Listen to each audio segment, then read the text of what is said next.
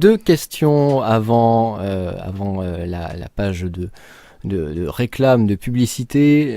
Une question de Tony Le Kid. Bonsoir. Nos terres agricoles, justement, on en parlait, nos terres agricoles étant massivement rachetées par des intérêts étrangers, sera-t-il possible, une fois élus, de les récupérer ou protéger afin de garantir notre indépendance alimentaire ? Oui, il n'y a aucune raison pour que ce soit impossible. C'est un véritable scandale. D'ailleurs, je crois avoir été, enfin, je ne veux pas toujours me citer, ça devient agaçant, notamment pour les compétiteurs.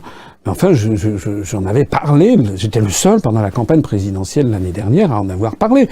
J'avais tiré la sonnette d'alarme sur le rachat de châteaux du vignoble bordelais. Il y a plus d'une centaine de châteaux qui ont déjà été rachetés par des intérêts chinois.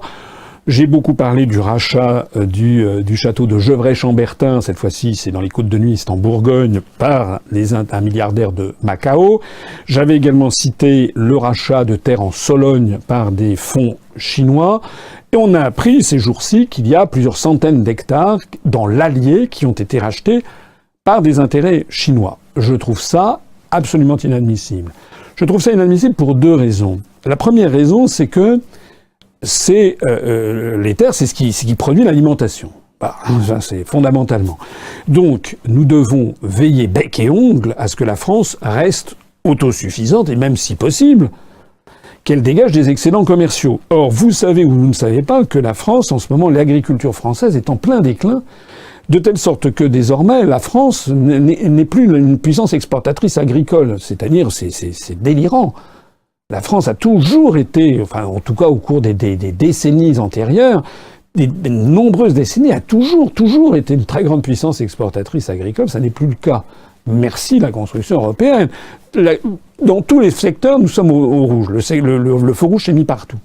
Donc la première chose, c'est que ça n'est pas en vendant à des intérêts étrangers qui auront leurs propres objectifs à faire avec ces terres, c'est pas comme ça que l'on va garantir notre autosuffisance alimentaire, et non plus d'ailleurs que nos efforts à l'exportation.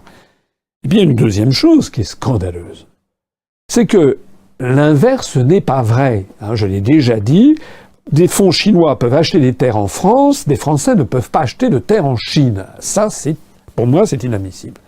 De façon générale, j'ai un côté très français, très égalitariste. Je n'admets pas le deux poids, deux mesures. C'est quelque chose qui me met dans tous les états.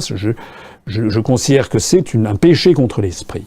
Je n'admets pas le deux poids, deux mesures en matière internationale. On a appris ces jours-ci que, par exemple, les États-Unis d'Amérique, c'est, je crois, le deuxième pays en termes de blanchiment d'argent, de paradis fiscal. Donc, les États-Unis d'Amérique sont en permanence en train de faire la morale aux uns et aux autres, alors qu'il ferait mieux de balayer devant leur porte. C'est pareil lorsque les États-Unis d'Amérique donnent des leçons de démocratie aux uns et aux autres. Quand on voit le sort, d'ailleurs dont plus personne ne parle, des prisonniers qui sont dans la prison de Guantanamo, il y en a certains, ça fait plus d'une dizaine d'années au mépris de toutes les lois internationales. Bon, à ce moment-là, on se tait. Eh bien, de la même façon, je n'admets pas le deux poids, deux mesures en matière d'investissements internationaux. Dans la mesure où les Chinois n'acceptent pas que des étrangers puissent acheter en pleine propriété des terres sur leur sol, la France n'a pas à accepter la même chose. Et pour répondre à la question, eh bien, il y a un procédé très simple qui existe, ça s'appelle l'expropriation. L'État pourra très bien décider de l'expropriation de terres agricoles qui auraient été acquises par des intérêts étrangers. Il suffirait de passer une loi qui interdirait que la possession des terres en France soit des terres au-dessus d'un certain nombre d'hectares. On peut considérer, par exemple, que une maison, une propriété avec avec 1 ou 2 hectares même de terrain, ça puisse être acheté par des mains étrangères. Il ne s'agit pas d'interdire à la France, à des étrangers de posséder des propriétés en France. Il y a beaucoup de Français qui possèdent des propriétés à l'étranger d'ailleurs. Donc que des étrangers puissent acheter en France des appartements, des villas, très bien. Mais avoir des centaines, voire des milliers d'hectares achetés par des fonds d'investissement, ça devrait être interdit. Voilà ce que je pense. Et ça, il suffira de passer une loi. Et comme nous serons maîtres chez nous, puisque nous serons sortis de l'Union européenne, on ne pourra pas nous objecter l'article 63 du traité sur le fonctionnement de l'Union européenne sur la totale liberté de circulation des mouvements de capitaux. On dira, allez vous faire cuire un œuf.